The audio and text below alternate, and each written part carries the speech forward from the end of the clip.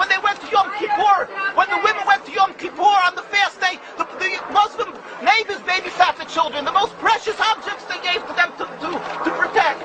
How could that be if they're our enemies, mortal enemies? Because they're not.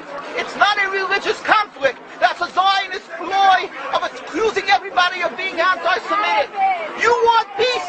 You want to have a conference here of peace? Step back and look and read the facts. Not the facts that's been misconstrued by the Zionist propaganda. The facts that are realities. The facts on the ground. How we've been living for hundreds of years in Yemen, in Morocco, in Tunisia, in Palestine, in Egypt. What Arab land have not Jewish people been living together with Muslims without any human rights groups? Tell me what land the Jews did not live in harmony with the Muslims. In Iran, we have over 25,000 Jews there, thank God. Why? Because this is not a religious conflict. It's purely because of a political movement, a relatively new movement, which is antithetical, contradictory to the Jewish religion of thousands of years. Judaism is spirituality, a religion of compassion to emulate God. Zionism must be created 100 years ago by atheists, people who abhorred religion, who wanted to transform Judaism from religion to nationality, to a purely materialistic base, godless in its essence. That is not Judaism, and they have no right to use the name of Israel. They've usurped our name, they've stolen our symbols, and they've stolen our identity.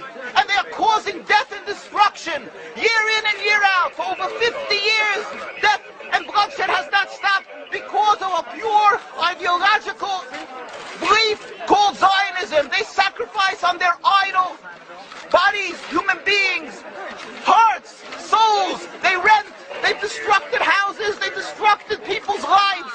What can we do about this? Let's step back and think. There is a solution with God's help.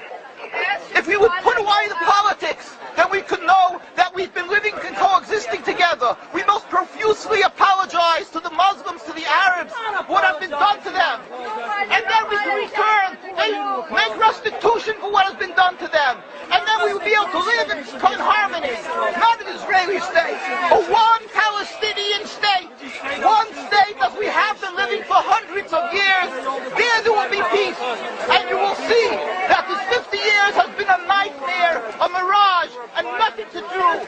Pure fear-mongering, that's what Zionism does.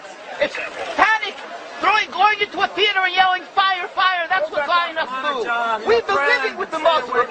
We've been living, yes, Ahmadinejad keeps on stating that he does not want to harm the Jews, but the Zionists keep on antagonizing it. Of course you don't, because you have an agenda. You want to further Zionism. You want enemies. You want enemies in order to be able to say you're protecting the Jews. We don't want enemies. We want to live in peace.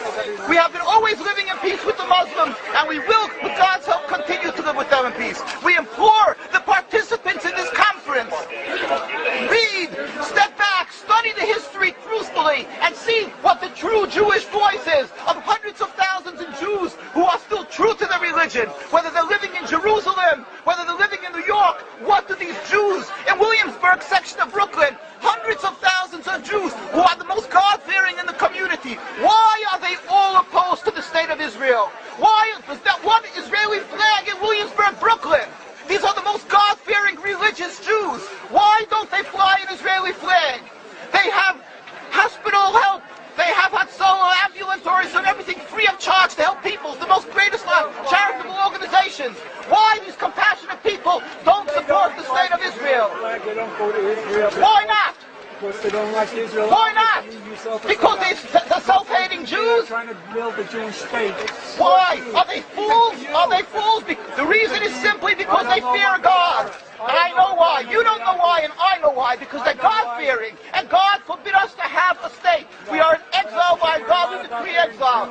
And we are forbidden to oppress the people. We are forbidden to oppress the Palestinian people and steal their houses. That is what Judaism says. Thou shalt not steal. Thou shalt not kill. We have no right to the rule over the land of Palestine. This is what Judaism says, not what these robbers say. It's what the real Jews say. This is what Zion